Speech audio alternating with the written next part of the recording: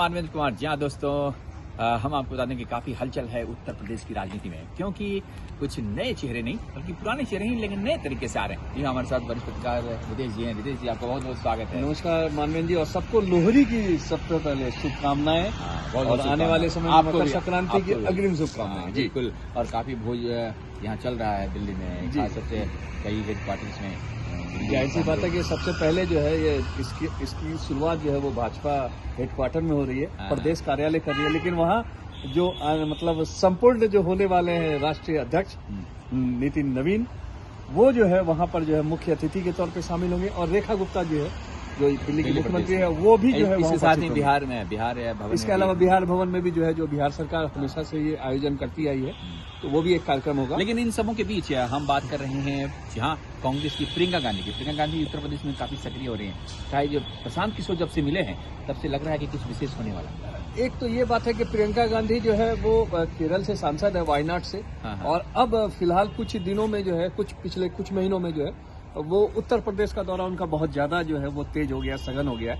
इसके पीछे की रणनीति ये बताई जा रही है कि कांग्रेस ये चाहती है, कांग्रेस के कुछ स्थानीय नेता ये चाहते हैं कि प्रियंका गांधी को वहां का फेस बनाया जाए। लेकिन एक बात हम जानना चाहेंगे जी कि बार बार फेस बनाने की बात आ रही है, राहुल गांधी को पीछे किया जाएगा क्या? जबकि राहुल गांधी इतने दिन से कई बार लॉन्च किए गए और इन्होंने 100 सीट लाया भी, ऐसा नहीं कि नहीं लाया। पूरे ओवरऑल देखें तो संसद में अच्छे खासे रिजल्ट है, लेकिन अब उनको हटा के फिर से प्रियंका को लाने नहीं, प्रियंका गांधी को मुख्यमंत्री का जो है वो चेहरा बनाया जा रहा है। जी 2027 में जो उत्तर प्रदेश में चुनाव होने वाले हैं उसमें उत्तर प्रदेश के जो स्थानीय नेता हैं, जो पूर्व एमएलसीज हैं, वो जो है इस प्रकार का जो है वो मांग कर रहे हैं कि प्रियंका गांधी को वहां का चेहरा बनाना चाहिए। एक युवा है, और जिस प्रकार से हमने देखा कि पिछले कुछ महीनों में जब बतौर सांसद उन्होंने एक तरह जो डेलीगेशन में जो है कांग्रेस के लोग नहीं जाते थे, उन्होंने जो है वो डेलीगेशन में जो है सत्ताधारी दल के साथ जो है साथ में बैठकें की और लगभग मधुर संबंध बनाने का प्रयास किया। तो एक नई दिशा की ओर। लेकिन इसका क्या प्रभाव पड़ सकता है, क्योंकि भाजपा भी वहाँ पर सत्ता में है और काफी वो भी तैयारी कर रही होगी कि जिस प्रकार से राम मंदिर बना और भी कई मुद्दे हैं जिस पर योगी बाबा को इतना आसान नहीं हराना। पिछले बार जो चुनाव में जो है अखिलेश जो है उनके साथ जो है सपा समाजवादी पार्टी के साथ कांग्रेस का अलायंस हुआ और इसका फायदा लोकसभा में मिला, और समाजवादी पार्टी लगभग जो है एक बड़ी संख्या को लेकर जो है लोकसभा में पहुंची।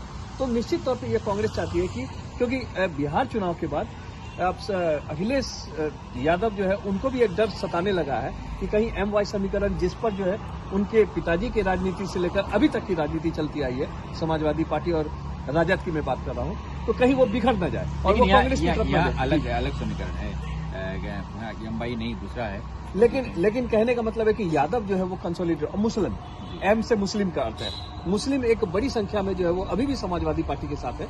उनके कई सांसद जो है वो मुस्लिम समुदाय से आते हैं, और कांग्रेस ये चाहती है कि जिस प्रकार से जो है बिहार में हश्र हुआ राजद और महागठबंधन के मतलब साथ लड़ने से, कहीं उत्तर प्रदेश में भी वो हश्र ना हो। तो इसको लेकर प्रियंका गांधी को एक फेस बनाया जाए, अखिलेश के बजाय हम प्रियंका अपनी पार्टी में, वो कांग्रेस ये चाहती है कि उनको एक फेस बनाया जाए, ताकि उत्तर प्रदेश में ये और देश में राहुल गांधी एक नया मैसेज दिया। क्या मैसेज का फायदा हो सकता है? क्या लगता है कि प्रियंका गांधी कुछ विशेष कर पाएंगे वहां पर? हमें तो ऐसा नहीं लगता कि बहुत सारा कुछ कर पाएंगे, नहीं, क्योंकि भाजपा वहां पर काफी मजबूत स्थिति में। एक ये है कि कांग्रेस अभी अपना जनाधार मजबूत करने की ओर लगी है, क्योंकि वीरभद्र सिंह मतलब वहां के जो पूर्व CM थे, जो कांग्रेस के कद्दावर नेता थे, उसके बाद से लेकर अभी तक वीर बहादुर सिंह, उसके बाद से कांग्रेस वो सत्ता से बाहर है। तो कांग्रेस ये चाहती है कि कम से कम उसका जनाधार बढ़े, ताकि आने वाले समय में भाजपा को सीधे तौर पे चुनौती दे सके, क्योंकि पूरे देश में भाजपा और कांग्रेस जो है वो प्रमुख राजनीतिक दल के तौर पे जानी जाती है। तो निश्चित तौर पे ये जो इक्वेशन है एक नई दिशा की ओर ले जाएगा। लेकिन साथ में आपने जो सवाल कहा कि भाई क्या कांग्रेस उस तरह से जो है भाजपा को चुनौती दे पाएगी, निश्चित तौर पे वर्तमान में तो ये नहीं लग रहा, जैसा कि योगी जो है वहां पे एक बड़े कद्दावर नेता, देश के कद्दावर नेता के तौर पे स्थापित हो चुके हैं। वहां पे 2 लगातार बार जो है वो मुख्यमंत्री के तौर पे रहे, और इस वजह से जो है मोदी और योगी की जो जोड़ी है वो कहीं ना कहीं जो है दूसरी जोड़ी पे बहुत भारी पड़ रही है। चलिए, हम और भी बातचीत करते रहेंगे, इस बातचीत में इतना ही, लेकिन हम आपको और भी कई तरह की खबरें इस पर सुनाते रहेंगे, लेकिन आप बताते भी रहेंगे। लेकिन अगर आपने चैनल सब्सक्राइब नहीं किया तो सब्सक्राइब कीजिए, नोटिफिकेशन बेल बजाइए। और रितेश जी, आपका बहुत बहुत शुक्रिया हमारे इस चैनल में। धन्यवाद, नमस्कार।